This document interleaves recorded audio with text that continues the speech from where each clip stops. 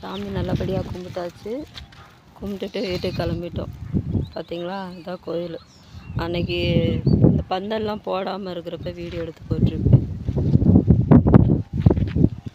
அன்னதானத்துக்கும் அங்கே போட்டிருக்குறாங்க பந்தல். அங்கே தான் அன்னதானம் நடந்துச்சு.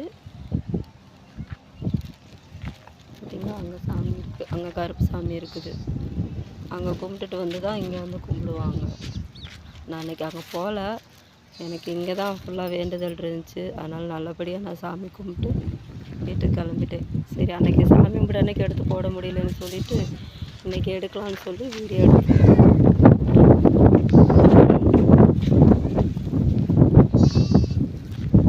அங்கே ஃபுல்லாக ஆளுகளாக தாங்க இருப்பாங்க. அன்றைக்கி சரியான கூட்டம். எப்போயுமே ஆள் கம்மியாக தான் சாமி கும்பிட வருவாங்க. ஆனால் இந்த வாட்டி ஜாஸ்தி, ரொம்ப கூட்டம். அவங்க கூட்டத்துலேயே பிரச்சனை வேறு ஒரு பக்கம்.